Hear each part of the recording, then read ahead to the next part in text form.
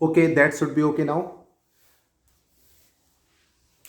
और मैं अब लेक्चर शुरू करने वाला हूं और आप लोग ध्यान देकर पढ़िएगा। बोर्ड पर लाइट पड़ रही है। अच्छा, अब आप बताएं, अब बोर्ड पर लाइट दिख रही है या नहीं दिख रही है? अब कमेंट्स करके बताएं प्लीज़। ठीक है, अब मैं शुरू कर रहा हूं क्लास और सभी लोग ज्वाइन कर लेंगे। और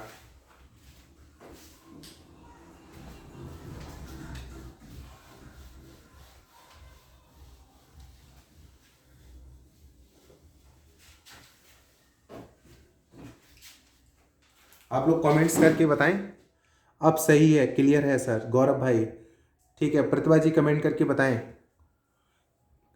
आप लोग एक काम करिए, जो 3 डॉट होते हैं उसमें एक ऑप्शन होता है पिक्चर क्वालिटी में, तो एक एडवांस्ड ऑप्शन होगा, उसमें आप हाई क्वालिटी सेलेक्ट कर लीजिए, फिर आपको सब क्लियर दिखने लगेगा। ठीक है, that should be okay now. आज हम हिंदी आपको बता रहे हैं, तो हम हिंदी लैंग्वेज के मेन फैक्ट्स की बात करेंगे। ठीक है, मेन फैक्ट्स की बात आप लोगों से करने वाले हैं। ठीक है, और आप ये समझ लीजिए, जो भी मैं आपको पढ़ा दूंगा वो आपको एग्जाम की दृष्टि से ही पढ़ा रहा हूं। ठीक है, तो बाकी आप लोग समझदार हैं ही। ठीक है, एक्चुअली पूरे वर्ल्ड में, मैं पूरे वर्ल्ड में बात कर रहा हूं, उसमें 3000 प्लस लैंग्वेजेस हैं। कितनी हैं? 3000 प्लस लैंग्वेजेस। ठीक है, हिंदी उन्हीं में से एक है, हिंदी उन्हीं में से एक है। ठीक है, आप लोग इतना समझ लीजिए, पूरे विश्व में 3000 भाषाएं बोली जाती हैं।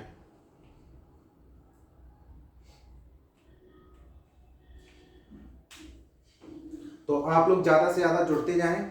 मैं कमेंट्स आप लोगों के देख पा रहा हूं।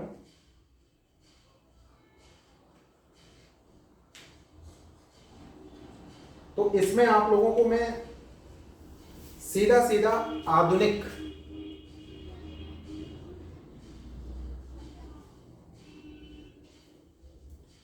भारतीय आर्य भाषा के बारे में बता रहा हूं। आप लोग मेरी हैंड राइटिंग तो देख ही पा रहे होंगे। आधुनिक भारतीय आर्य भाषा के बारे में मैं बता रहा हूं। ठीक है,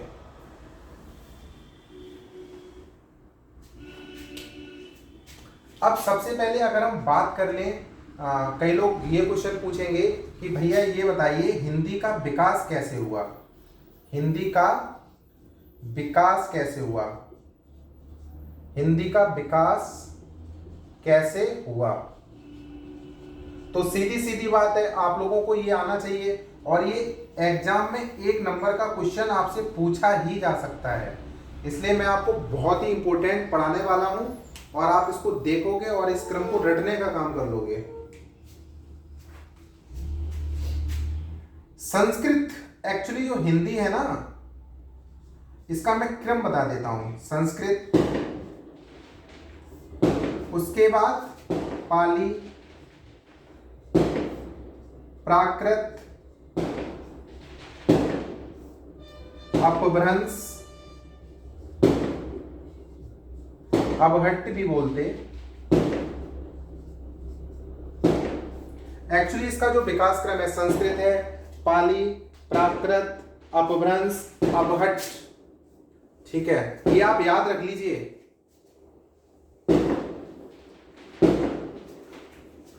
और फिर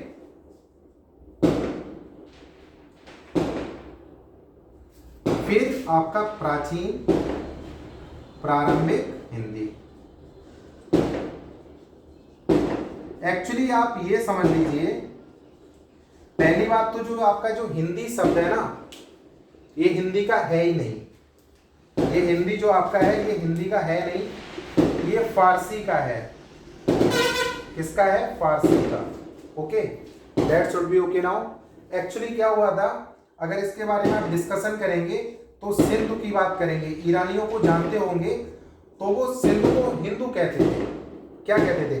तो इसमें सा से हा बना, धा को उन्होंने दा बोल दिया।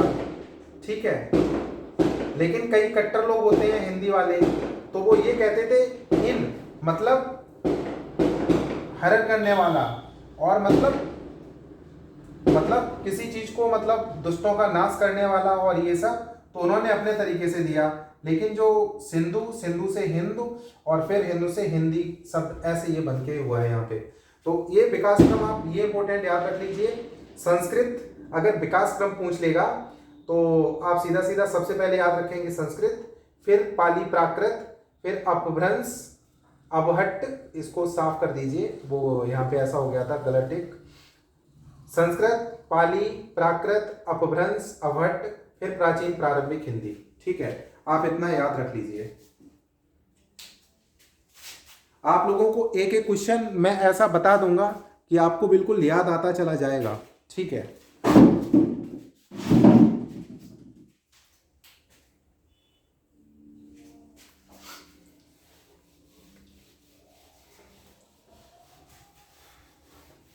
और ये आप नोट करते चलेंगे। आज मैं आपको बहुत सारा पढ़ाने वाला हूं। ठीक है,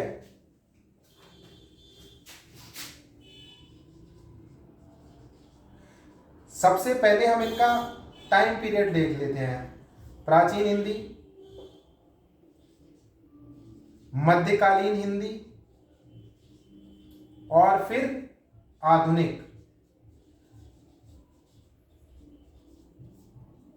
इनका टाइम पीरियड भी कई बार एग्जाम्स में पूछा गया है और बहुत ही इंपॉर्टेंट है ये।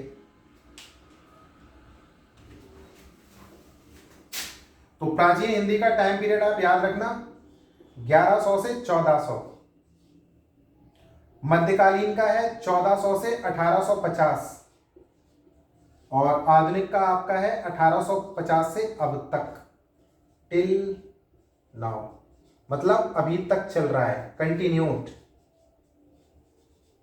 ठीक है, आपसे ये पूछ सकते हैं। ठीक है, तो आप ये याद रखिए, प्राचीन का है 1100 से 1400, मध्यकालीन का है 1400 से 1850, और आपका आधुनिक है 1850 से लेकर अब तक। आपको याद हुआ? ठीक है,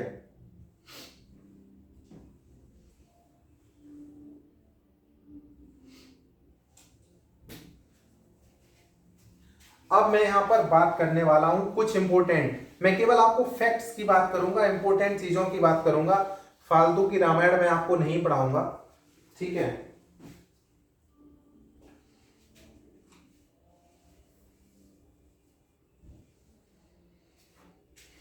अगर आपका ये क्वेश्चन पूछा जाता है अपभ्रंश में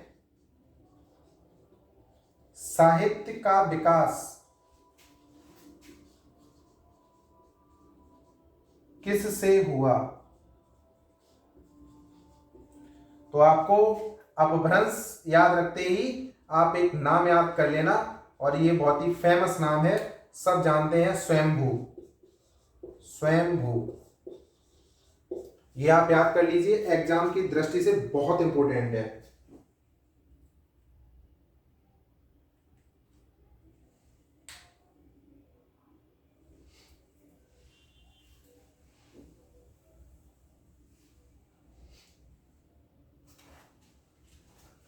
अब यहां पे हम कुछ फैक्ट्स की बात कर ले रहे हैं। अगर आपसे कोई पूछे भैया आप बार बार अपभ्रंश भाषा की बात कर रहे हो, तो ये अपभ्रंश भाषा है क्या? तो अपभ्रंश भाषा, अगर हम लैंग्वेज की बात करेंगे, किसकी बात करेंगे? लैंग्वेज की बात करेंगे।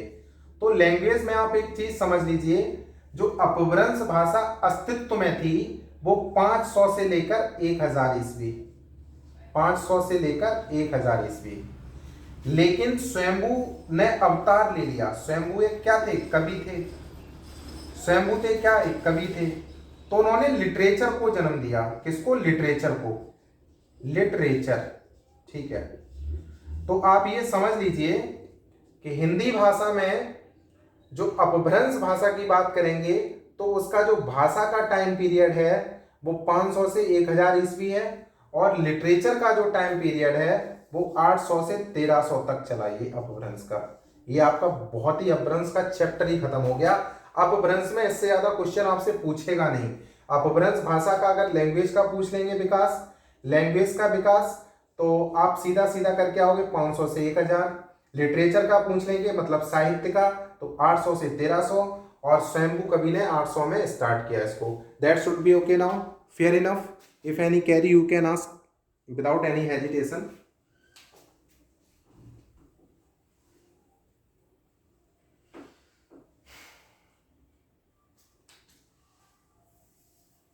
अब स्वयंभू की आप रचनाएं बता दीजिए, कोई मुझे कमेंट्स करके बताइए। आपने एक अपभ्रंश का वाल्मीकि, अपभ्रंश का वाल्मीकि, ये किसकी रचना है बताइए? स्वयंभू की है। अपभ्रंश का वाल्मीकि किसकी है? स्वयंभू की है। अगर आपको एग्जाम में ये लिख देता है पौंचर्यो अर्थात राम काव्य, तो ये आप तुरंत आपका सीधा सीधा जाएगा, क्योंकि विकास लिटरेचर का ही स्वयंभू ने शुरू किया। तो आप आंख मूंद कर किस पर टिक करके चले आओगे? स्वयंभू पर टिक करके चले आओगे, ठीक है।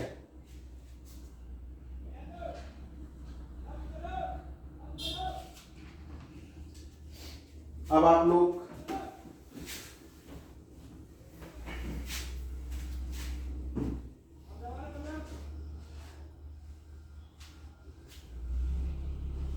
चलते चले जाएं और क्वेश्चन अपने पूछते चले जाएं।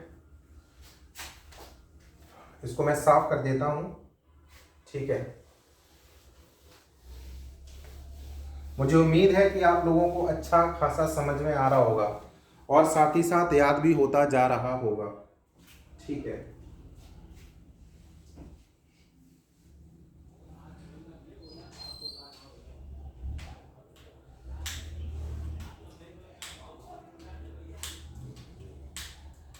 अब मैं आप लोगों से बात करने वाला हूं बहुत ही इंपॉर्टेंट, ठीक है। हिंदी शब्द की व्युत्पत्ति हमने आपको बताई दी थी कि सिंधु से हिंदू बना, हिंद हिंदी हो गया, ठीक है। और उसके रचनाकार आपको पता ही है, ठीक है। तो अब हम यहाँ पर बात कर ले रहे हैं मध्यकालीन हिंदी की। मध्यकालीन हिंदी बहुत ही मजा आएगा आपको, बहुत ही इंपॉर्टेंट चीज पढ़ा रहा हूं, वेरी इंपॉर्टेंट, बहुत इंपॉर्टेंट चीज है आपकी, और आप इसको बहुत अच्छी से करके आओगे। मध्यकालीन में 3 चीजें याद रख लेना: ब्रजभाषा, अवधी और खड़ी बोली। ये सब किसकी हैं? मध्यकालीन हिंदी की हैं। किसकी हैं दोस्त? मध्यकालीन हिंदी की हैं। आपकी ब्रजभाषा, अवधी और खड़ी बोली, ठीक है।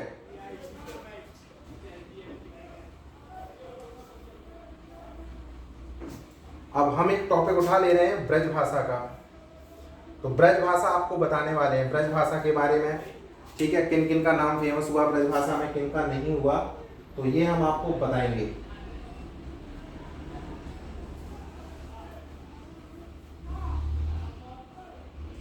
आप लोग कमेंट्स करते रहिए, मैं आप लोगों के कमेंट्स चेक कर रहा हूँ। पहले आप लोग मुझे कमेंट्स करके ये बता दीजिए कि आप लोगों को सही दिखाई दे रहा है, प्लीज़ कमेंट्स करके बताएं।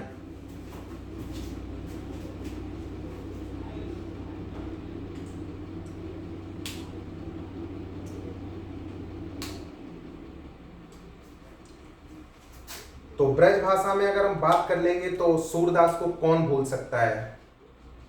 तो पुष्टि मार्ग के कौन थे? सूरदास। इसकी आप ट्रिक याद कर लेना और इसको याद कर लेना PS, प्राइमरी स्कूल। ऐसे करके आप याद कर लोगे तो आपको पुष्टि मार्ग का याद रहेगा सूरदास, सीधा सीधा, ठीक है।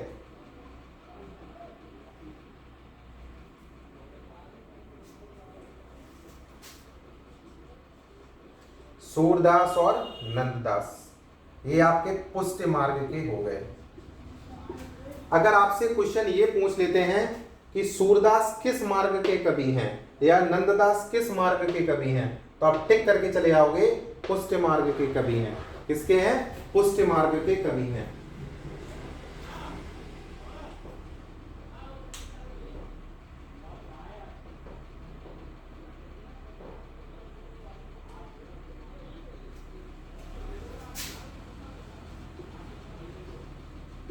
निम्बार्क के कौन है बताइए? श्री भट्ट, ये याद कर लेना। निम्बार्क के हैं आपके श्री भट्ट, ठीक है, तो आप ये समझ गए होंगे। पुष्टि मार्ग में आप सूरदास नंददास याद करिए, निम्बार्क में श्री भट्ट याद करिए।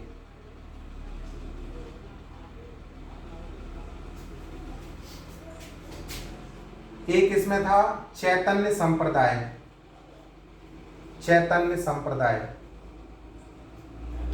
चैतन्य संप्रदाय के याद रख लीजिए गदाधर भट्ट।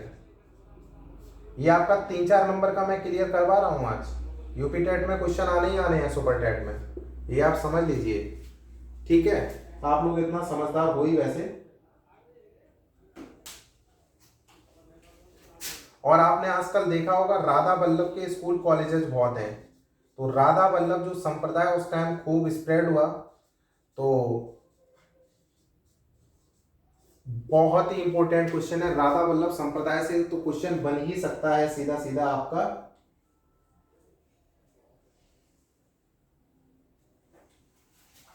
तो इसका आप लोगों को सब जानते हो कि हित हरिवंश, हित Harivansh, that should be okay now. अगर ब्रजभाषा में बात कर लें, हम ब्रजभाषा पर अभी डिस्कशन कर रहे हैं। पुष्टि मार्ग के अगर पूछ देता है सूरदास नंददास, निम्बार्क के पूछ देता है श्री भट्ट, चैतन्य संप्रदाय, अब यही ऑप्शन दे दिया गदाधर भट्ट किस संप्रदाय के हैं, तो आप टिक करके चले जाना चैतन्य संप्रदाय के हैं। हित हरिवंश किस संप्रदाय के थे, राधा वल्लभ संप्रदाय के थे।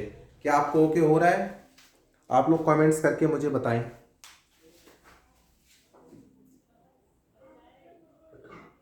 ओम,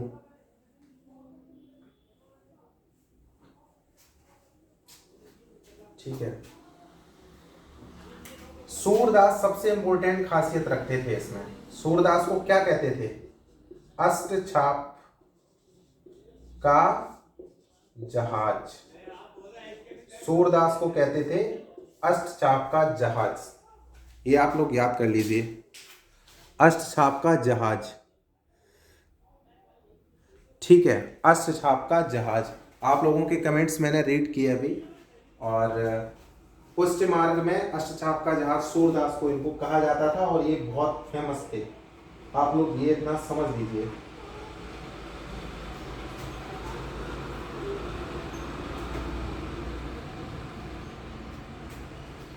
अब मैं इसको साफ कर देता हूं, तो ये आपके क्वेश्चंस क्लियर हो गए होंगे।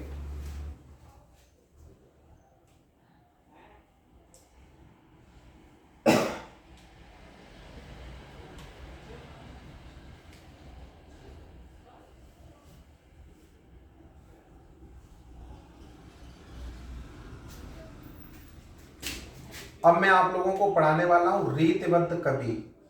रीतिबद्ध कवि से 1 नंबर का क्वेश्चन आपका पूछा ही जाता है, 1 नंबर का क्वेश्चन आपसे पूछा ही जाता है, बहुत इंपॉर्टेंट है। ऐसा बता दूंगा कि जिंदगी में कभी रीतिबद्ध कवियों के नाम भूलोगे नहीं, ठीक है। तो रीतिबद्ध कवियों के मैं नाम बताने वाला हूं आप लोगों को, ठीक है।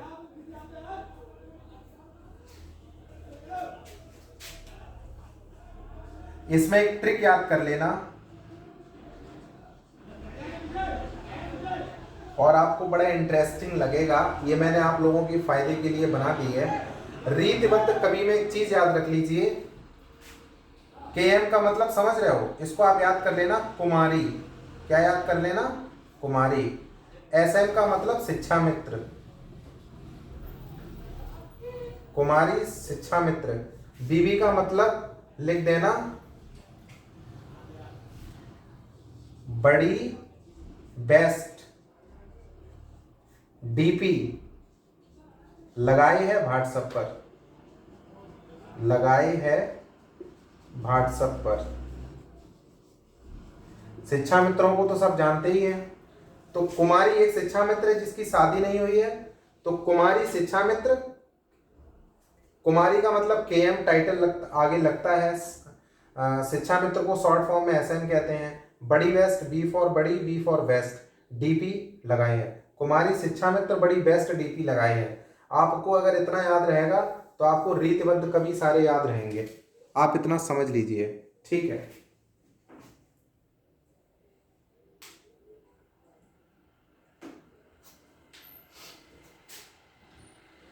के, अब आप लोग दिमाग लगाइए, के से क्या होगा, के से हो जाएगा केशव दास, केशव दास। एम से क्या हो गया, मतिराम। खत्म सिस्टम। केशव दास मतिराम आप याद रखिए, बहुत ही अच्छा आपको याद रहेगा, आप ये समझ लीजिए।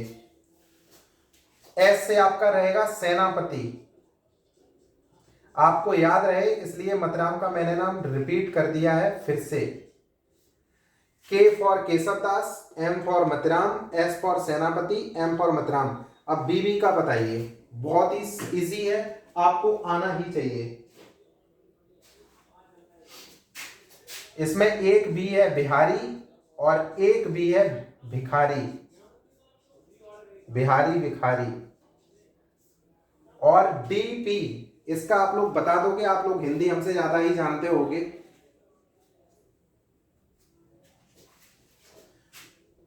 देवानंद हीरो का आपने नाम सुना होगा, देव। और पी फॉर पद्माकर। अब बताओ कभी भूल पाओगे इसको। के एम, ये मैंने मतलब कुमारी का कर दिया, किसका कर दिया, कुमारी का। कुमारी मतलब केशव दास मतिराम, सेनापति मतिराम ये क्या है, शिक्षा मित्र है। बिहारी भिखारी क्या है, बीबी है। और ये देव पद्माकर क्या है, डीपी है। आप इसको ऐसे याद कर लेना, कुमारी शिक्षा मित्र बड़ी बेस्ट डीपी लगाए हैं। आपसे अगर ये पूछ दिया जाता है भिखारी किस शाखा के कवि हैं, आपको एक ऑप्शन दे देगा रीतिबद्ध कवि, एक ऑप्शन दे देगा रीत मुक्त कवि, एक जगह दे देगा सूफी कवि, तो आपको कुछ याद ही नहीं होगा। लेकिन अगर आपको ये पता है, ये वाला सीरियल पता है, तो आप इनके नाम बड़े अच्छे से रट सकते हो और आप सीधा सीधा टिक करके चले जाओगे कि भैया कुमारी मतलब केशव दास मतिराम, ऐसे मतलब शिक्षा मित्र सेनापति मतिराम, बीबी बिहारी भिखारी और देव और पद्माकर ये सब रीतिबद्ध शाखा के कवि हैं। आप लोग कमेंट्स करके बताओ ट्रिक में मजा आया नहीं आया, प्लीज बताएं।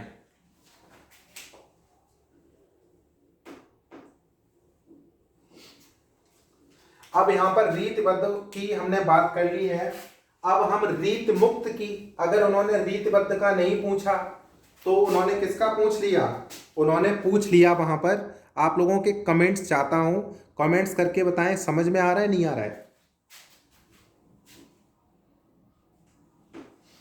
अब अगर उन्होंने क्वेश्चन पूछ दिया, ये एक तो ये क्वेश्चन था क्वेश्चन 1, क्वेश्चन 2 पूछ दिया रीत मुक्त बताओ, रीतबद्ध का क्वेश्चन ही नहीं पूछा, रीत मुक्त कभी आपको आने चाहिए। तो एक इसकी आपको मैं शॉर्ट फॉर्म दे दे रहा हूं और ये हमेशा याद रख लेना, बैग। आप लोग स्कूल में जाते होगे तो बैग तो लेकर जाते होगे, या जब प्राइमरी के टीचर बन जाओगे तो आपके स्कूल में कई सारे स्टूडेंट्स बैग लेकर आया करेंगे। तो बैग याद रख लीजिए, इसका बहुत ही इंपॉर्टेंट ये नाम है। B for Bodha, A for Alam और जी फॉर घनानंद। अब उम्मीद है कि आपका कभी रीत मुक्त कवियों के नाम भूल नहीं पाओगे। रीत मुक्त कवि की ट्रिक याद रख लीजिए, बैग। क्या याद रख लीजिए, बैग। ठीक है, तो आपको मजा आया नहीं आया बताएं। बैग में B for Bodha, A for Alam, G for Ghananand. That should be okay now. अच्छा लग रहा है आप लोगों को, हिंदी में टाइम खराब नहीं हो रहा होगा ना, बताइए।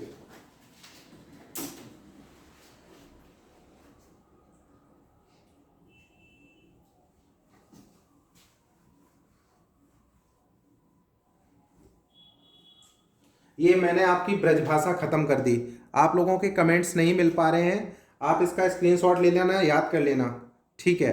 तो मैं आप लोगों को यहीं पे बता देता हूं, और इसमें सीधा सीधा है रीतिबद्ध कवि को आप याद रखना चाहें तो इसकी ये शॉर्ट ट्रिक है, कुमारी शिक्षा मित्र बड़ी बेस्ट डीपी लगाई है, मतलब केशव दास मतिराम, सेनापति मतिराम, बिहारी भिखारी और देव और पद्माकर।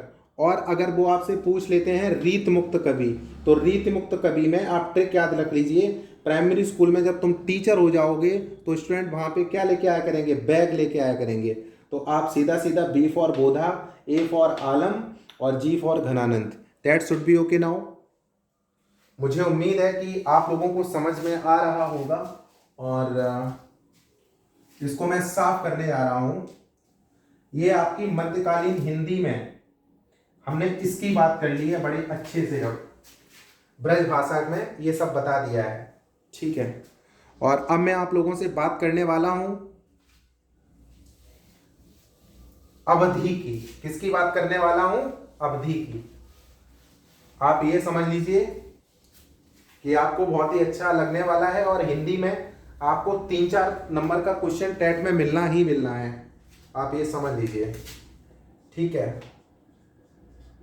जिन लोगों ने मेरा चैनल सब्सक्राइब नहीं किया वो यूट्यूब पर YS यादव ऑफिशियल, ये मेरा चैनल सब्सक्राइब कर सकते हैं अगर लगे अच्छा तो, ठीक है, ओके। राइट नाउ अब मैं आप लोगों से बात करने वाला हूं अवधि की। किसकी बात करने वाला हूं, अवधि की। रेड पेन कहाँ गया है मेरा, मैंने रेड अभी रख दिया था कहीं, चलो बाद में उसको ढूंढ लूंगा। तो यहां पर अब हम अवधि की बात करने वाले हैं। अवधि मध्यकालीन हिंदी में किसकी बात करने वाले हैं, अवधि की बात करने वाले हैं, ठीक है। तो आप लोग समझदार हैं ही।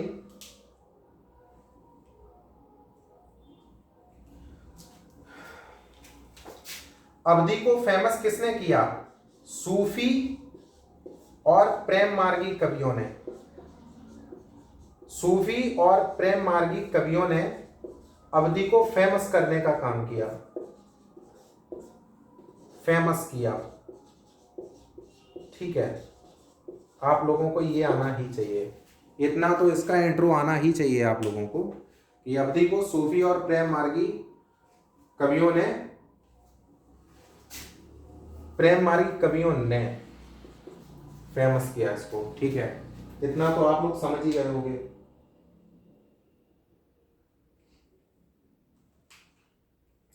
अब इसमें ये जो सूफी और प्रेम मार्गी कवि थे, इनकी आप ट्रिक याद कैसे करोगे, इन सूफी और प्रेम मार्गी कवियों के नाम कैसे याद रखोगे, तो वो मैं आप लोगों को बहुत ही अच्छे से समझा दूंगा और आपको बहुत ही अच्छे से याद हो जाएंगे, ठीक है।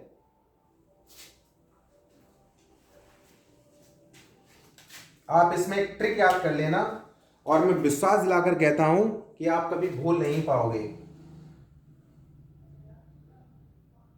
इसकी ट्रिक है K² जन्म से USA में रहता है, मतलब पैदा ही वहीं हुआ है, ठीक है। ये मैं अवधि में सूफी और प्रेम मार्गी कवियों के नाम लिखने बता रहा हूं, तो आप ये याद रख लो, ये मैं ट्रिक बता दे रहा हूं और इससे आप याद रखोगे इसको बहुत ही अच्छे तरीके से, ठीक है। 130 नंबर सुपर टेट में आएंगे, मेरे अनुसार पढ़ते रहोगे सेलेक्टेड चीजें, तो फालतू के चीजों में पड़ जाओगे, गुमराह हो जाओगे, जिंदगी झंड हो जाएगी, सिलेक्शन होगा नहीं तुम्हारा, ठीक है। तो ये याद रख लीजिए K² जन्म से कहाँ रहता है, USA में। अब आप इतना तो समझ ही गए हो, K² लिखा है मतलब यहाँ पर 2 K की बात कर रहे होंगे हम, यहाँ पर J की बात करेंगे, A की बात करेंगे, जिनका नाम इन कैपिटल लेटर्स के पहले अक्षर से शुरू होता है, ठीक है।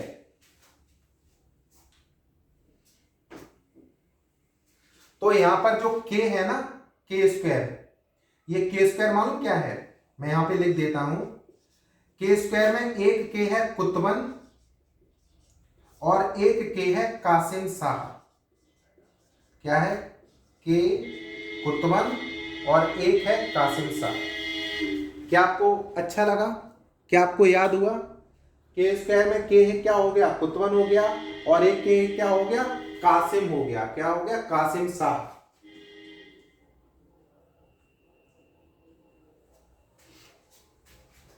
अब जन्म की बात कर ले रहे हैं। J for Jayasi, J for क्या हो गया, जायसी। A फॉर क्या हो गया, आलम। N क्या हो गया, नूर मोहम्मद। और एम से हो गया मंझन। क्या हो गया? मंझन। आपका ये भी क्लियर हो गया। ठीक है, अब आपको मजा आ रहा होगा भैया पढ़ने में, मैं विश्वास लाके कहता हूं। इसको शेयर कर देना ना दबा कर, ठीक है। अगर इसकी ट्रिक है अवधी भाषा में, सूफी प्रेम मार्गी कवियों ने इसको फेमस किया अवधी भाषा को, इसमें रचनाएं की गई सारी। तो इसमें अगर हम एक ट्रिक याद रख लेंगे तो हमें इनके बारे में कई सारी चीजें पता चल जाएंगी, और हमें पता चल जाएगा ऐसे कौन महान शख्स थे, कौन से महान रचनाकार थे जिन्होंने अपनी भाषा को इतना ऊंचाइयों तक पहुंचाने का कार्य किया। तो यहाँ पर के स्क्वायर जन्म से यूएसए में रहता है। के स्क्वायर अगर आपको याद रहेगा तो के फॉर कुतुबन और के फॉर कासिम शाह याद रहेगा। जन्म अगर याद रहेगा तो J for Jayasi, A for Alam, N for Noor Mohammad, M for Manjhan याद रहेगा। आप ये समझ गए हो नहीं समझ गए हो बताइए।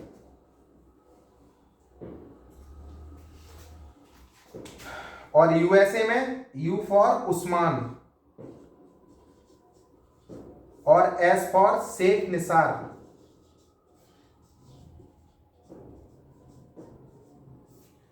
You for Usman, S for Sheikh Nisar और ए फॉर अली शाह। अली शाह। बताओ, आपको कुछ याद करने की जरूरत पड़ी बिना उसके? आपको बहुत अच्छी तरह से पूरा याद हो गया होगा। के स्क्वायर जन्म से यूएसए में रहता है। के फॉर कुतुबन कासिम शाह, जन्म जायसी आलम नूर मोहम्मद मंझन और यूएसए में रहता है, मतलब उस्मान, शेख निसार, अली शाह। ये आपका बहुत ही अच्छे से क्लियर हो गया होगा। आप लोग कमेंट्स करके बता सकते हैं, और बहुत देर से आप लोगों के कमेंट्स मिले नहीं हैं। आपको साथ साथ क्लियर होता जा रहा है या नहीं, ये आप लोग कमेंट्स करके मुझे बताने का कार्य करें।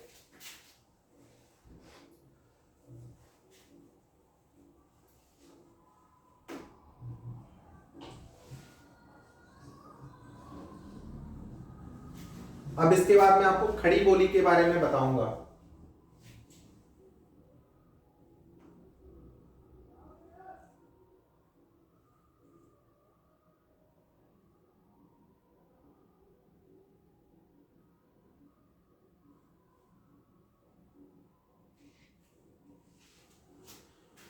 ठीक है,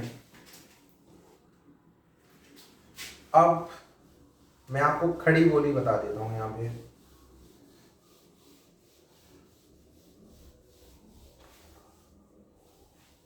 क्या बता देता हूं? खड़ी बोली। ठीक है, खड़ी बोली में एक आपका बहुत ही इंपॉर्टेंट चीज आपको रटनी पड़ेगी, याद रखनी पड़ेगी। इसका जो विस्तार है वो कहां हो गया? चेंज हो गया, उत्तर से दक्कन हो गया। कहां पे हो गया भैया? उत्तर से दक्कन। उत्तर से दक्कन हो गया इसका। आप ये समझ लीजिए, इसका जो सेंटर है, इसका जो सेंटर है वो कहां, उत्तर से जाके कहां हो गया? दक्कन हो गया। ठीक है, ये आपका क्वेश्चन पूछ सकता है, खड़ी बोली का मुख्य केंद्र उत्तर से कहां हो गया? एक ऑप्शन दे देगा दक्कन, तो आप लोग दक्कन पे टिक करके चले जाओगे।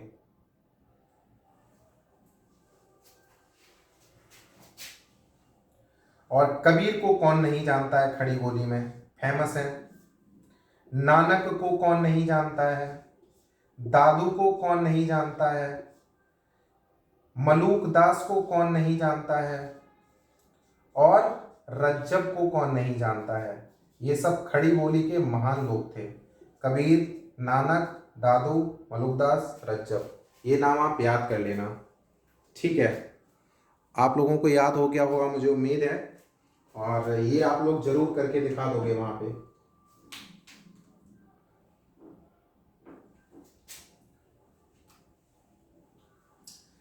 अब हम यहाँ पर आपके और क्वेश्चन कैसे बनेंगे उसके बारे में मैं आप लोगों से बात करने वाला हूँ। ठीक है, खड़ी बोली में इससे ज़्यादा नहीं पूछेंगे आपसे। अगर वो पूछ लेंगे कि खड़ी बोली की खासियत क्या थी, तो आप कह देना इसका जो मुख्य केंद्र था, मेन सेंटर था, वो कहाँ से कहाँ हो गया? उत्तर से दक्कन हो गया। इसके मुख्य आपसे पूछ लेंगे दादू किस बोली के कवि थे, खड़ी बोली टिक करके चले आना। रज्जब का पूछ लेंगे, मलुकदास का पूछ लेंगे। इनकी रचनाएं तो आप लोगों को रटनी ही पड़ेंगी, वो लोग आप अपनी बुक से रट लेना। ठीक है, आप लोगों का मैं टाइम खराब नहीं करना चाहता, इसलिए आपको केवल सिलेबस के अनुसार पढ़ाने का कर रहा हूँ। अब आपकी मध्यकालीन खत्म हो गई। अब मैं आधुनिक कालीन हिंदी में थोड़ा बात कर लेता हूं आप लोगों से। उसके बाद आप लोगों को ग्रामर पढ़ाऊंगा। आधुनिक कालीन हिंदी, और आधुनिक कालीन हिंदी में हम खड़ी बोली की ही बात कर ले रहे हैं। आधुनिक कालीन हिंदी में हम किसकी बात कर ले रहे हैं? खड़ी बोली की बात कर ले रहे हैं आप लोगों से।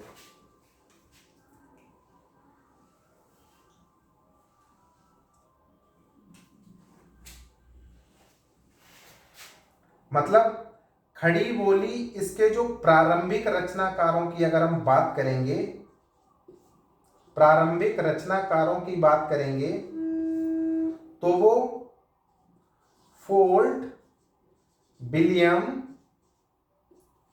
कॉलेज से बाहर के पोएट्स की बात करेंगे, बाहर के पोएट्स की बात करेंगे। ठीक है, आप लोगों को बहुत ही मैं इजी वे में समझाने का कार्य कर रहा हूं।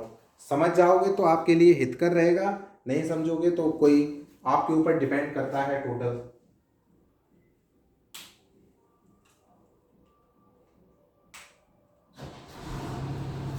तो इनके नाम तो सब कोई जानता ही है। सुख, सदा सुख लाल, सदा सुख लाल, इनका नाम तो सुना है। इंशाअल्लाह खां का नाम सुना है आपने? इनसे बहुत क्वेश्चन बनते हैं, बहुत इंपॉर्टेंट क्वेश्चन है ये आपका। फोर्ट विलियम कॉलेज से बाहर के पोएट्स कौन थे, आपसे ऑप्शन पूछ लिया, आपका चेक कर लिया हिस्ट्री, तो आपको याद होना चाहिए आरंभिक प्रारंभिक रचनाकार, तो आपको याद होने चाहिए सदा सुख लाल और इंशाअल्लाह खां। सदा सुख लाल की सबसे फेमस रचना तो आपको पता ही है, क्या है बताइए? इंशाअल्लाह खां की मैं लिख देता हूं, रानी केतकी की कहानी, रानी केतकी की कहानी। और इसकी तो सदा सुख लाल की भी लिख दे रहा हूं, सुख सागर, सुख सागर।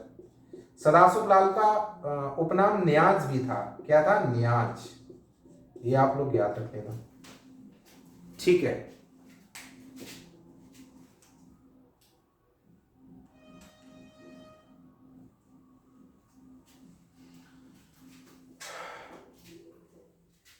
ये तो कहां के हो गए? आउटर लोग हो गए, ये बाहरी व्यक्ति हो गए। ये फोर्ट विलियम कॉलेज से बाहरी व्यक्ति थे। ठीक है, अब हम बाहरी व्यक्तियों की बात नहीं करने वाले हैं, अब हम फोर्ट विलियम कॉलेज कलकत्ता के भीतर के लोगों की बात करने वाले हैं।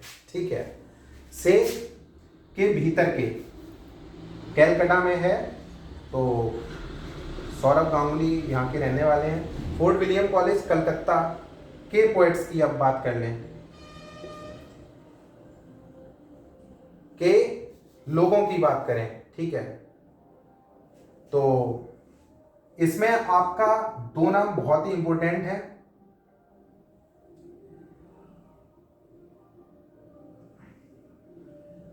कौन है यार? प्रेम सागर किसने लिखी है? एक तो सदर मिश्रा है, उसकी आपको रचना पता है? नासिकेतो पाख्यान, नासिकेतो पाख्यान। और लल्लू लाल की कौन सी है भैया? प्रेम सागर। कौन सी है? प्रेम सागर। आप लोगों को याद हो गया होगा।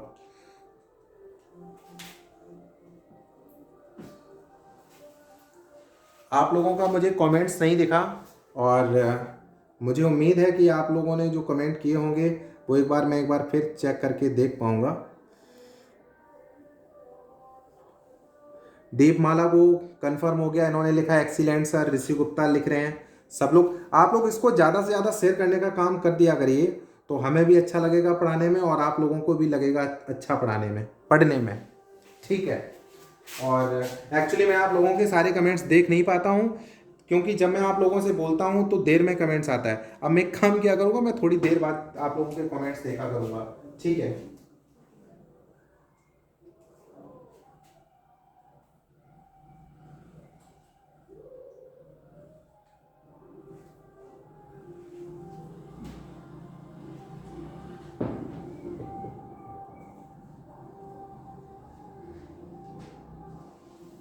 तो ये बहुत फेमस लेखक थे लल्लू लाल, इन्होंने प्रेम सागर को लिख दिया और सदल मिश्रा ने नासिकेतो उपाख्यान को लिख दिया और ये फोर्ट विलियम कॉलेज कोलकाता के थे। अब हम इनमें बहुत ही और फेमस लोगों की बात कर ले रहे हैं। अगर इनसे क्वेश्चन नहीं बना तो फिर उनसे क्वेश्चन बनेगा, और जब उनसे क्वेश्चन बनेगा तो आप कैसे करके चले आओगे, ये मैं आप लोगों को बता रहा हूं। आपने एक नाम सुना होगा, राजा शिव प्रताप सितारे हिंद, और एक हुए थे राजा लक्ष्मण सिंह।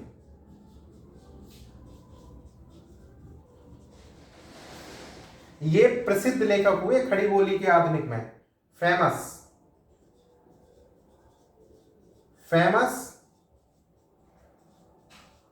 ऑथर्स। ठीक है, आप लोगों को मैं एक बात बताने का काम करूं, राजा शिव प्रताप सितारे हिंद ने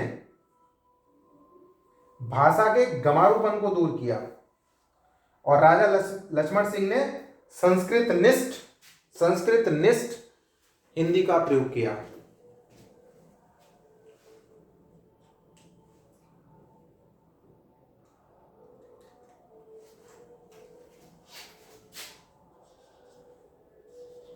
आपको मैंने अभी बता ही दिया, राजा शिव प्रताप सितारे हिंद ने क्या किया, हिंदी का गमारूपन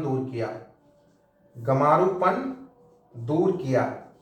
और आपको एक क्वेश्चन पूछ लेगा, और ये पीसीएस में एक बार क्वेश्चन पूछा गया था, पीसीएस का क्वेश्चन है, बहुत पहले पूछा गया था कि उर्दू ए मुअल्ला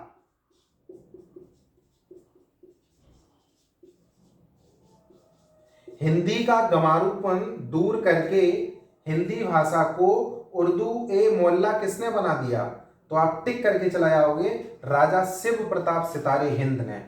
राजा शिव प्रताप सितारे हिंद, सितारे की आप ट्रिक याद रख लेना, सितारे में चंद्रमा के ऊपर सितारा लगा होता है, तो उससे आपको उर्दू की चीजें निकल के दिखाई देती हैं। तो आपको इतनी ट्रिक याद हो गई होगी, राजा शिव प्रताप अगर उसके आगे सितारे हिंद लगा है तो समझो वो उर्दू की बात कर रहे हैं, तो उन्होंने गमारूपन हिंदी का दूर करके क्या कर दिया, उर्दू ए मुअल्ला बना दिया हिंदी लैंग्वेज का। ठीक है, और राजा लक्ष्मण सिंह थोड़े ज्यादा ही टैलेंटेड रचनाकार थे, लेखक थे, तो इन्होंने संस्कृत निष्ठ, किसका, संस्कृत निष्ठ हिंदी का प्रयोग किया। अब आप लोग कमेंट्स करके बताएं, क्या आपका मजा आ रहा है, आपको क्या आपको ये क्लियर हो पा रहा है।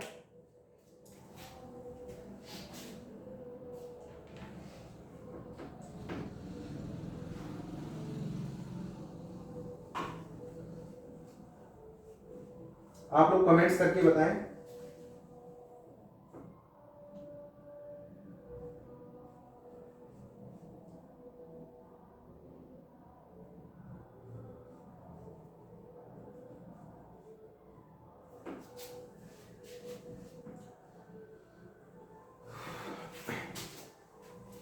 इसको मैं साफ कर सकता हूं अब, ठीक है।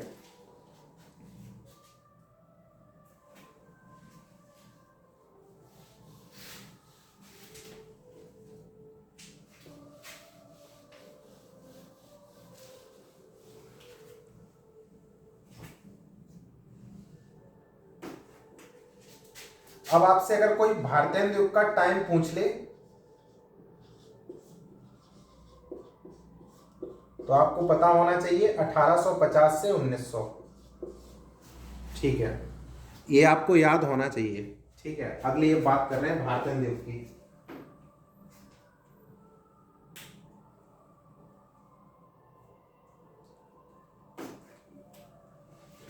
अगली भारतेंदु युग में तो भाषा नई चाल में ढली भाषा, इतना बस याद रख लीजिए।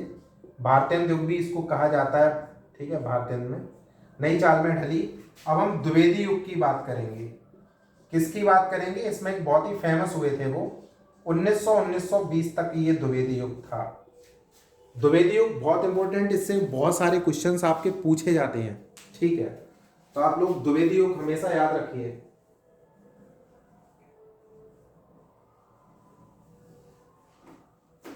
और इसमें आप लोगों एक नाम तो जरूर जानते हो, महावीर प्रसाद द्विवेदी।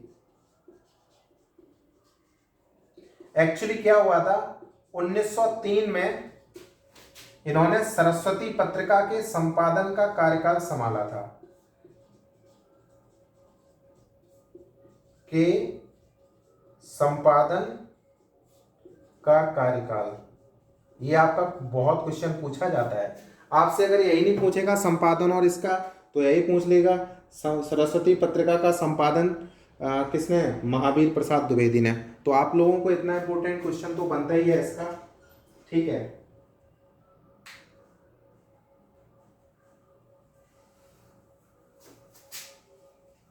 और इसमें मैं आप लोगों को बहुत ही इंपॉर्टेंट ट्रिक बता देता हूं, और इसको आप याद रख लीजिए, MS PM PC, ये ट्रिक है आपकी इनके रचनाकारों के नाम याद रखने के लिए, ठीक है। द्विवेदी युग की बात कर रहा हूं, ट्रिक।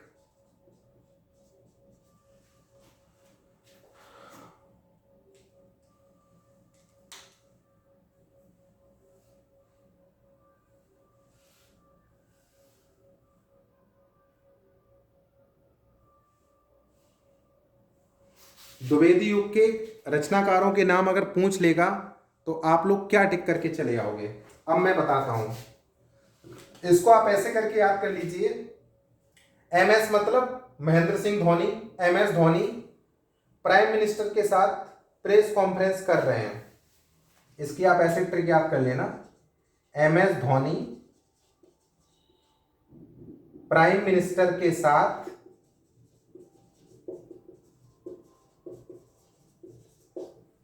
प्रेस कॉन्फ्रेंस कर रहे हैं, पीसी कर रहे हैं, शॉर्ट फॉर्म लिख दे रहा हूं उसका, ठीक है। क्या कर रहे हैं, पीसी कर रहे हैं। अब आपको ये बहुत ही अच्छे से याद हो जाएगा दोस्त। एम का मतलब यहां पर क्या है, महावीर प्रसाद द्विवेदी, क्या है, महावीर प्रसाद द्विवेदी, ठीक है। एम का मतलब यहां पर क्या है, महावीर प्रसाद द्विवेदी। एस का मतलब क्या है, श्याम सुंदर दास, श्याम सुंदर दास। अब बजाया नहीं है, आप लोग कमेंट्स करके बताएं। एम का मतलब Mahavir Prasad Dwivedi, S for Shyam Sundar Das. P का मतलब है पदम सिंह, पदम सिंह। और एम का मतलब है माधव प्रसाद, माधव प्रसाद। बताओ आपको अब बिल्कुल रटने की जरूरत है, मुझे तो लगता है ये ट्रिक के बाद आपको रटने की कोई जरूरत नहीं पड़ने वाली है। और पीसी मतलब पी फॉर सरदार पूर्ण सिंह का आपने नाम सुना होगा, पूर्ण सिंह, और सी फॉर चंद्रधर शर्मा गुलेरी। बताओ द्विवेदी होगा आपका क्लियर होगा, ये इनके प्रमुख रचनाकार थे दोस्त। आप इसकी ट्रिक याद कर लेना, MS धोनी प्राइम मिनिस्टर के साथ प्रेस कॉन्फ्रेंस कर रहे हैं, MS धोनी प्राइम मिनिस्टर के साथ प्रेस कॉन्फ्रेंस कर रहे हैं, MS धोनी प्राइम मिनिस्टर के साथ PM के साथ PC कर रहे हैं, प्रेस कॉन्फ्रेंस कर रहे हैं। M for Mahavir Prasad Dwivedi, S for Shyam Sundar Das, P for Padam Singh, M for Madhav Prasad, P for Purna Singh, C for Chandradhar Sharma Guleri. आप लोगों को याद हुआ नहीं हुआ बताएं कमेंट्स करके। मुझे लगता है कि आपको बहुत ही अच्छे से ये तैयार होने का काम हो रहा होगा, ठीक है।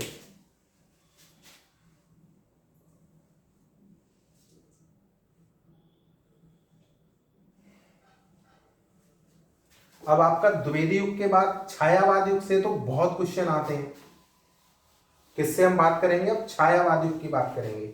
आपका मैंने आज 4-5 नंबर का लिटरेचर पढ़ा दिया है, टेट में अगर कहीं लिटरेचर आ गया फिर, या सुपर टेट में 2-3 नंबर का पूछ लिया, तो जो ये लेक्चर देख लेगा वो कम से कम अपने 3-4 नंबर मान के चले क्लियर। और बहुत ही इंटरेस्ट ले रहे होंगे आप लोगों का, एक भी मिनट खराब नहीं हो रहा होगा मुझे लगता है जहां तक। अब हम छायावाद युग की बात कर रहे हैं। टाइम पीरियड के क्वेश्चन अब नहीं पूछे जाते हैं, पहले पूछे जाते थे। तो छायावाद युग का टाइम पीरियड है 1918 से 1936, अब तक भी है थोड़ा, ठीक है। तो ये याद रखिए, छायावाद युग हो गया आपका 1918 से 1936, और ये अब तक भी है। छायावाद युग के हम महत्वपूर्ण रचनाकारों के नामों की हम बात करने वाले हैं यहां पे।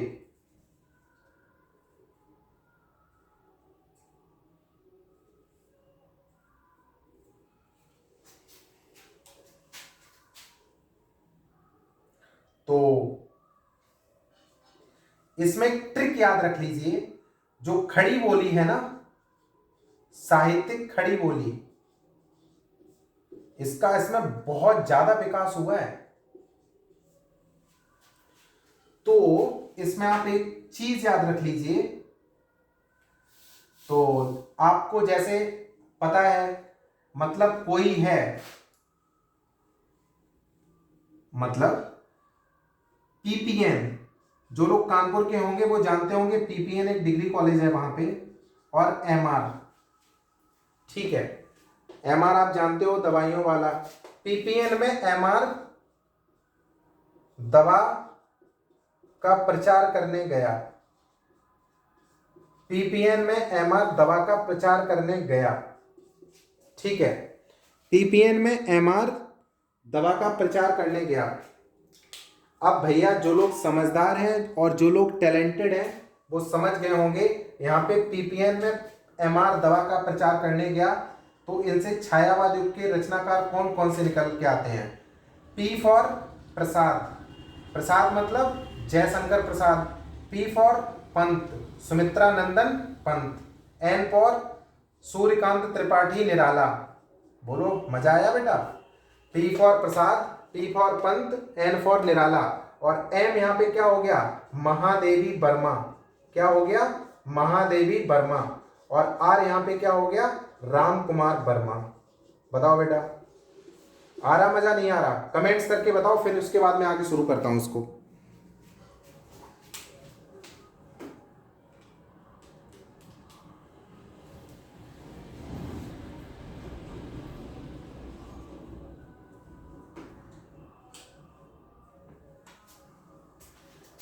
ये पद्य, पोएट्री की बात हो गई है यहां पर।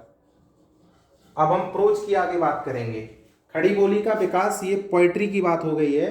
अब हम छायावाद में ही खड़ी बोली का विकास प्रोज में बात करने वाले हैं। तो पीपीएन में एमआर दवा का प्रचार करने गया। P for Sumitra, P for Prasad मतलब जयशंकर प्रसाद। पी फॉर पंत, आपको पता ही है। N for Nirala, M for Mahadevi Verma, R for Ram Kumar Verma. और इन त्रिमूर्ति को तो कौन नहीं जानता है, प्रसाद पंत निराला, सुमित्रानंदन पंत, जयशंकर प्रसाद, सूर्यकांत त्रिपाठी निराला। मतलब छायावाद युग के अगर विकास क्रम की बात आ जाएगी तो 1918 से 1936 अब तक भी है ये। तो इसमें साहित्यिक खड़ी बोली का विकास हुआ, और इनके अगर हम पोएट्स की बात कर लेंगे तो आप ये समझ लीजिए, और इसमें रचनाकारों की बात कर लेंगे तो एक ट्रिक याद रखना, आप छायावाद युग में भूल जाओ छायावाद युग के महान लोग कौन थे। तो पीपीएन में एमआर दवाई का प्रचार करने गया, आपको नाम याद रहेंगे। Jaishankar, P for Prasad, P for Pant, N for Nirala. Jaishankar Prasad, Sumitranandan Pant, Suryakant Tripathi Nirala. MR में M for Mahadevi Verma, R for Ram Kumar Verma. Comments करके आप लोग बताएं कैसा लग रहा है। ठीक है,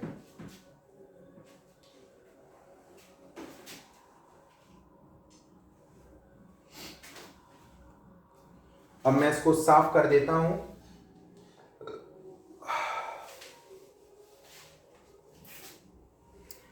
अब यहां पर हम पोएट्री की बात नहीं करेंगे, यहां पर अब हम लोग प्रोज की बात करेंगे दोस्त। किसकी बात करेंगे, प्रोज की, मतलब गद्य की बात करेंगे। किसकी बात करेंगे, गद्य की बात करेंगे, लिटरेचर की बात करेंगे, प्रोज की बात करेंगे। ठीक है, आप लोगों ने poetry, fiction, non fiction dramas खूब पढ़े होंगे। Poetry, fiction, non fiction, drama, ठीक है। तो आप लोगों को मैं स्पष्ट तरीके से बता देना चाहता हूं भैया, खड़ी बोली के विकास में छायावाद का ये गोल्डन एरा था। क्या था? गोल्डन एरा था। गोल्डन एरा हिंदी लिटरेचर का। किसका? खड़ी बोली का। गोल्डन एरा था छायावाद का। छायावाद युग था एक गोल्डन एरा खड़ी बोली का। इतना आप समझ लीजिए। ठीक है, तो इसमें ऐसे ऐसे नाम है जिनको कभी दोस्त भूल नहीं पाओगे। एक हम नाम आपको बता दे रहे हैं, मुंशी प्रेमचंद साहब को कौन नहीं जानता है? उनका उपन्यास और कहानी, भाई जी उनका झटका था बहुत। उपन्यास और कहानी मुंशी प्रेमचंद। ठीक है, याद रख सकते हो दोस्त। मुंशी प्रेमचंद साहब जो थे, उन जैसा मुझे, एक्चुअली मैं आपको बताऊं, मुंशी प्रेमचंद साहब जो थे ना, वो भूखे पेट का साहित्य लिखते थे। ये किसका साहित्य लिखते थे? भूखे पेट का साहित्य। और जो जयशंकर प्रसाद थे, वो भरे पेट का साहित्य लिखते थे। मुंशी प्रेमचंद गरीब लोगों के आदमी थे, और जयशंकर प्रसाद अमीर लोगों के आदमी थे। आप लोग इतना समझ लीजिए। तो मुंशी प्रेमचंद भूखे पेट का साहित्य लिखते थे, और जयशंकर प्रसाद साहब भरे पेट का साहित्य लिखते थे। मुंशी प्रेमचंद जैसा वर्णन कोई कर नहीं पाया है उपन्यास और कहानियां। और इनकी ये जो उपन्यास कहानी की खासियत ये है, इनमें कई सारी चीजें ऐसी हैं जो इन पर खुद बीती हैं। इन्होंने कभी कभी इनकी रचनाएं पढ़कर ये लगता है कि मुंशी प्रेमचंद खुद ही अपनी कहानी बयां कर रहे हैं अपनी लेखन शैली के द्वारा। ठीक है, तो आप लोगों को ये चीज जरूर क्लियर हो गई होगी, मुझे लगता है, पूरी उम्मीद। तो ये उपन्यास कहानी मुंशी प्रेमचंद, और ये भूखे पेट का साहित्य लिखते थे, और जयशंकर प्रसाद भरे पेट का साहित्य लिखते थे। उपन्यास कहानी में कोई मैच नहीं कर सकता, no one can match Munshi Premchand. ठीक है, ग्रेट थे वो।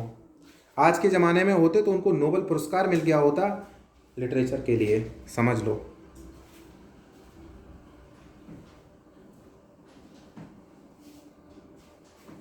नाटक की अगर बात कर लेंगे तो ड्रामा में जयशंकर प्रसाद से अच्छा आज तक कोई लिख नहीं पाया। नाटक ध्रुव सामनी आपने सुना होगा, जयशंकर प्रसाद से अच्छा कोई लिख नहीं पाया। ये ड्रामा के फेमस थे। किसके लिए? ड्रामा के। और अब हम आलोचना की बात कर ले रहे हैं, मतलब जो क्रिटिक होते हैं ना, हम यहां पे आलोचना की बात कर रहे हैं। आलोचना में जो रामचंद्र शुक्ल थे ना, उनको कोई मैच नहीं कर सकता। क्रिटिक थे बहुत अच्छे ये। ठीक है, उम्मीद है कि आप लोगों को अच्छा लग रहा होगा।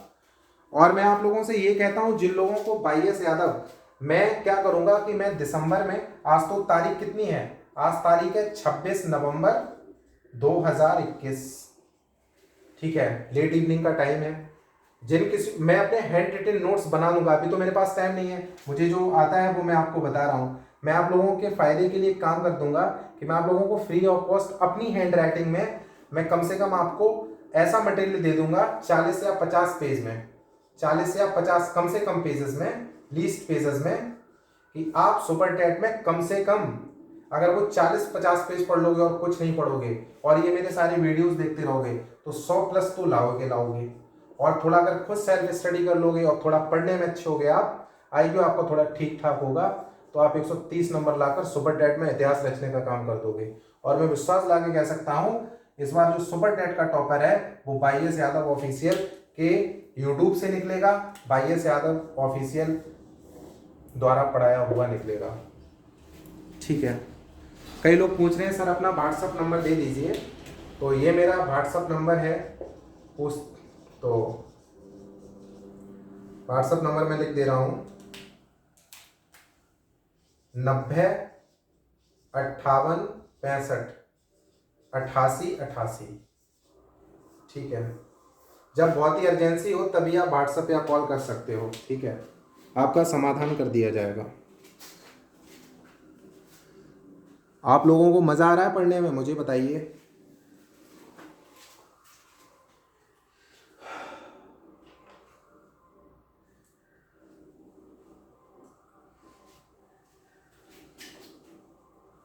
ठीक है, आई होप आप लोग जैसे ये फाइनल हो गया तो इसका स्क्रीनशॉट ले सकते हो और इसको याद रख सकते हो, बाद में इसके नोट्स भी बना सकते हो आप लोग, ठीक है।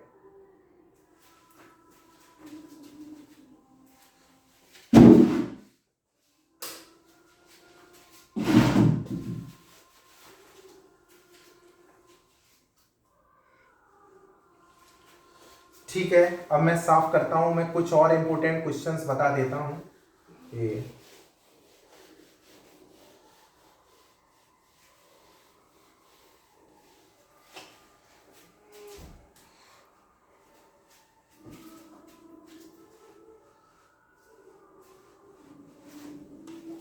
अब मैं आपको राष्ट्रभाषा के आंदोलन,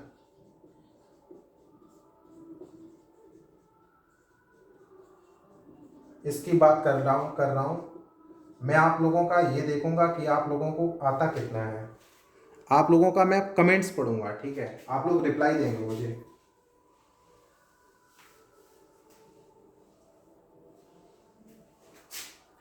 ये बताओ, ब्रह्म समाज की स्थापना किसने की?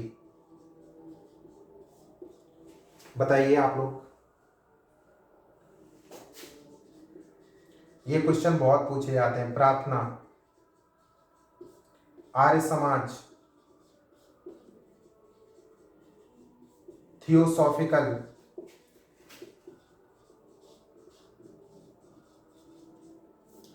आप लोग मुझे कमेंट्स करके बताएं, फिर मैं तो बता ही दूंगा आपको।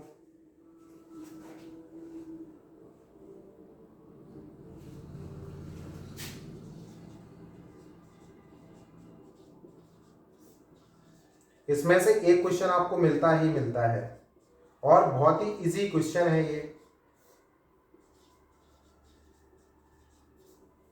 एक नंबर का आपसे पूछ लिया जाता है, ठीक है।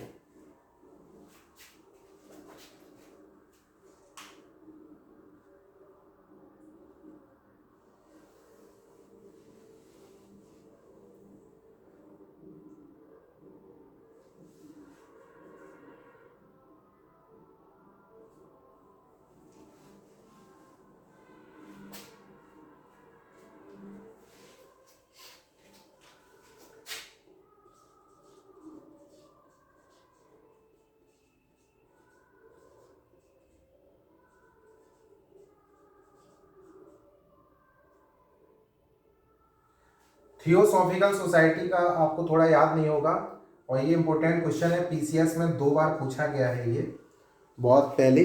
तो इसकी जो स्थापना थी, मैं स्थापना की बात कर रहा हूँ, तो इसकी कर्नल एच.एस. एलकट ने की थी। Colonel HS. एलकट, आप लोग ये हमेशा याद रख लीजिए।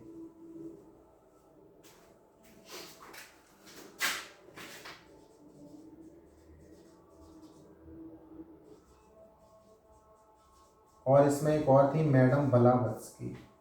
ब्रह्म समाज, बताइए, आप लोगों के कमेंट्स नहीं मिल रहे हैं। ब्रह्म समाज, राजा राम मोहन राय, ठीक। आर्य समाज, दयानंद सरस्वती। रामकृष्णन मिशन, इनसे जितना टैलेंटेड कोई पैदा नहीं हुआ, विवेकानंद। प्रार्थना समाज, आत्मा रंगई पांडुरंगय, ये इनका नाम था। सनातन धर्म की आप लोग आगे बात कर लीजिए।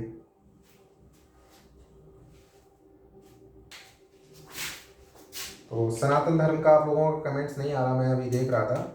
तो सनातन धर्म के थे दीन दयाल शर्मा। स्क्रीनशॉट ले लेना, एक क्वेश्चन पूछा जा सकता है इससे, ठीक है। ब्रह्म समाज की तो आपको पता है राजा राम मोहन राय ने कलकत्ता में करी हुई थी। प्रार्थना समाज की भी बंबई में, आर्य समाज की भी बंबई में, और इसकी थियोसॉफिकल की मद्रास में हुई थी। सनातन धर्म की बनारस में हुई थी, जहाँ से माननीय प्रधानमंत्री हैं एमपी, और रामकृष्ण मिशन की बेंगलुरु में हुई थी, ठीक है।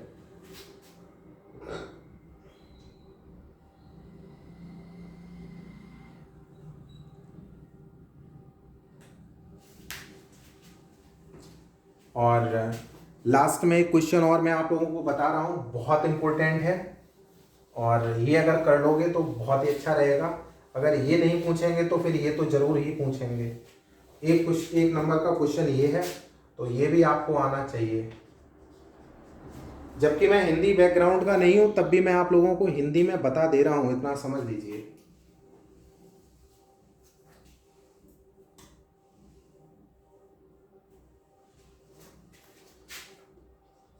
ये जो नागरी प्रचारणी सभा थी ना, इसका बहुत क्वेश्चन पूछा गया है। पीसीएस में कई बार पूछा गया है, नेट में पूछा गया है, और कंपटीशन में पूछा जाता है। तो इसका मुख्यालय बताइए दोस्त, कहाँ पे है? मैं आप लोगों के कमेंट्स चेक कर ले रहा हूँ, बताओ। और मैं इतना बता देता हूँ, प्रधानमंत्री वर्तमान जो है भारत के, वो यहाँ से सांसद हैं। अब आप समझ जाओ।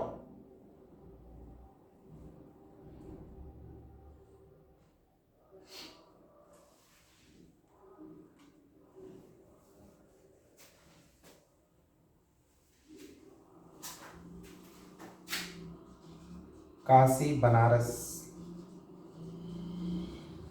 इसकी काशी बनारस नागरिक प्रचारणी सभा की जो स्थापना थी वो 1893 में की थी।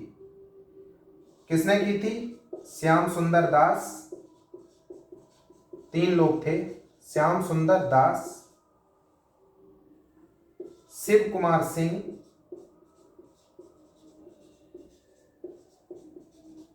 एक आप बता दीजिए।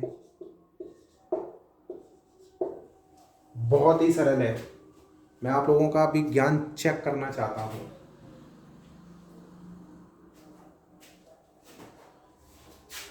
राम नारायण।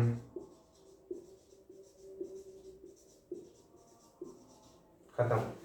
नागरिक प्रचारणी सभा का अगर क्वेश्चन पूछा जाएगा और ये पूछ लिया जाएगा कि कब हुई, तो 1893।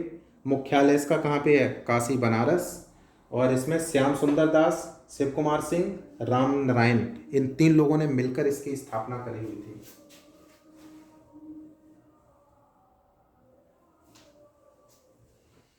एक क्वेश्चन पूछा जाता है आपका, हिंदी साहित्य सम्मेलन, इसका मुख्यालय कहाँ है बताओ? हिंदी साहित्य सम्मेलन, इसका मुख्यालय आपका प्रयाग में है। कहाँ पे है? प्रयाग। कंफर्म हो गया होगा आपको। और इसका प्रथम सम्मेलन 1910 में हुआ था, और किसने किया था? ट्रिपल एम ने किया था। Bharat Ratna triple M.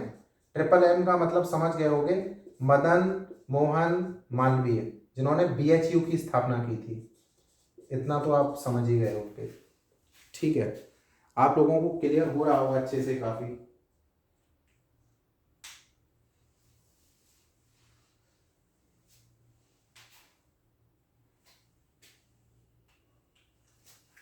और एक और लास्ट ये पूछ सकता है, हिंदी विद्यापीठ का मुख्यालय कहाँ है?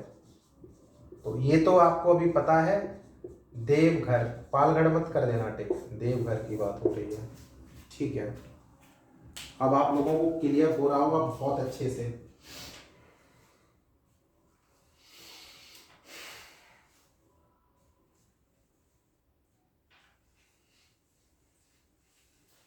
मैं आपका हिंदी केवल 5 लेक्चर में पूरा खत्म कर दूंगा, हिंदी ओनली 5 लेक्चर्स। फिर आप सीटेट का भी एक क्वेश्चन गलत नहीं करोगे, यूपी टेट का भी नहीं गलत करोगे, और सुपर टेट का भी एक क्वेश्चन गलत नहीं करोगे। आप इतना समझ लीजिए, ठीक है। मैं आप लोगों को बता दूं कि लाइव क्लास, अभी तो कई लोग यूपी टेट के पेपर में बिजी हैं, तो लाइव क्लास में लिया करूंगा सुपर टेट की। किसकी? सुपर टेट की। ठीक है, तो आप लोग, मेरा चैनल है और मेरा यूट्यूब चैनल है YS यादव ऑफिशियल, ये सर्च कर लोगे। अगर लिंक नहीं है तो ये नाम, जैसे आप यूट्यूब में कई सारी चीज़ें सर्च करते हो, तो मेरा नाम की स्पेलिंग YS, उसके बाद स्पेस दे देना, यादव लिख देना, फिर ऑफिशियल। ये सर्च कर लोगे तो आपको मेरा फोटो मिलेगा और आप सब्सक्राइब कर दोगे तो आपको सारा लाइव सेशन मिलता रहेगा। आप ये समझ लो, अब मैं बता देता हूँ, 1 दिसंबर से 1 दिसंबर 2021 से मैं लाइव रहा करूंगा इसी यूट्यूब चैनल पे और आपको 130 प्लस नंबर दिलवाऊंगा सुपर टेट में, फ्री ऑफ कॉस्ट। मेरा मकसद पैसा कमाना एक भी नहीं है, ईश्वर की दया से बहुत कुछ है, ठीक है। फ्री ऑफ कॉस्ट मैं आप लोगों को पढ़ाऊंगा, ठीक है। आप लोग फ्री में पढ़िए। मैं अपनी हैंड राइटिंग में 40-50 पेज के कम से कम पेजेस का नोट्स दे दूंगा, मैं बना दूंगा। जब मुझे टाइम लगेगा मिला करेगा तो मैं लिख दूंगा, सबको प्रोवाइड करा दूंगा। जो इतने पेज पढ़ लेगा उसके तो कम से कम 100 नंबर आने ही हैं, ऐसा मटेरियल दे दूंगा अपनी हैंड राइटिंग में सुपर टेट का सब। और जो मेरे डेली अपडेट्स देखते रहेंगे, न्यूज चैनल मतलब अपडेट्स देखते रहेंगे, सारे लेक्चर्स देखते रहेंगे और थोड़ा बुक रीडिंग कर लेंगे और फर्जी कोचिंगों के चक्कर में नहीं पड़ेंगे, क्योंकि आप लोगों के शहर शहर में कोचिंगें खुल गई हैं। तो भैया सुपर टेट और इनकी सबकी तुम कोचिंगें करते हो, फालतू में जाते हो, पागल बनते हो, अपना पैसा खराब करते हो। घर पे पढ़िए, सुपर टेट का पढ़िए, हम आपको पढ़ा रहे हैं। तो ये आप पढ़ लोगे तो आप 130 प्लस लेकर आओगे, ठीक है। लाइव क्लास मेरी 1 दिसंबर से मॉर्निंग में 5 बजे से लेके 7:30 बजे तक रहा करेगी मॉर्निंग, ठीक है। 2.5 घंटे की क्लास होगी, इसमें मैं आपको लाइव पढ़ाया करूँगा, क्योंकि मेरे पास टाइम बहुत, इसके टाइम स्केड्यूल बहुत कम है। और दूसरा, मैं जो लाइव क्लास आपकी लिया करूँगा, ये जो मेरी क्लास हुआ करेगी वो शाम को हुआ करेगी और ये क्लास मेरी चला करेगी 9 बजे से लेके शाम को 9 बजे से 11:30 बजे तक, ये इवनिंग। तो सुबह 2.5 घंटे की क्लास और शाम को 2.5 घंटे, 5 आवर्स डेली आपको लाइव पढ़ाया करूंगा और आपको ऐसा पढ़ा दूंगा सुपर टेट में 130 नंबर लेकर डांस करोगे डीजे पर, ठीक है। आप लोग मेरा चैनल ये सब्सक्राइब कर लेना। और मैं विश्वास लाकर कह सकता हूँ, गांव की पृष्ठभूमि के जो गरीब कैंडिडेट्स हैं बीटीसी बीएड के, उनके सपने साकार हो जाएंगे गवर्नमेंट टीचर बनकर, ठीक है। और मेरा व्हाट्सअप नंबर भी मैं आपको लिख दे रहा हूँ और व्हाट्सअप पर भी आप कॉन्टैक्ट कर सकते हो, यही कॉलिंग है, व्हाट्सअप एंड कॉलिंग। नंबर मेरा है 90 58 65 और टेट्रा8 लास्ट में 4 बार आ, ठीक है। तो आप आराम से पढ़ते रहो और विश्वास लाकर कह सकता हूँ, ये जो पूरा हिंदी का लेक्चर देख लेगा उसके सुपर टेट और हिंदी जो यूपी टेट का पेपर आएगा, कम से कम 3-4 क्वेश्चन फंसने। मैं आपको बहुत ही सिलेक्टेड पढ़ाऊंगा और पेपर में क्या एग्जामिनर पूछ सकते हैं वो पढ़ाऊंगा, इसलिए आप लोगों को टेंशन लेने की कतई कोई ज़रूरत है नहीं। तो आप ये लाइव क्लास हमारी फ्री ऑफ कॉस्ट, हमेशा विश्वास लाकर कहता हूँ, आपसे कभी एक पैसे की डिमांड नहीं होगी, आपको फ्री पढ़ाऊंगा बिल्कुल। मैं आप लोगों को लुटने से बचाना चाहता हूँ, ठीक है। तो बस आप पढ़ते रहिए, बिल्कुल टेंशन फ्री रहिए, पूरी हेल्प करेंगे। मेरा यूट्यूब पर ये चैनल है, इसको आप सब्सक्राइब कर देना, ठीक है। इतना तो आप लोग कर ही सकते हो और शेयर भी करते रहना, जिससे कि गरीब पृष्ठभूमि के, मध्यम वर्गीय, निम्न वर्गीय लोगों के पास ये चैनल पहुँचे और वो लोग खूब पढ़ के टीचर बनना है गवर्नमेंट, ठीक है। Thank you for joining us. आप लोग जुड़े रहे मुझसे और मुझे उम्मीद है कि आप लोगों को समझ में आया होगा। ऋषि गुप्ता लिख रहे हैं, जी सर आपसे बहुत उम्मीद है। जी बिल्कुल नकवी साहब, और आप लोग बिल्कुल टेंशन फ्री रहिए, मैं आप लोगों के सपने नहीं तोड़ूंगा। आप लोग बस मुझे लास्ट में ये बताइए, आज बोर्ड में क्लियर दिख रहा था सब? मुझे कमेंट्स करके जल्दी जल्दी बताइए।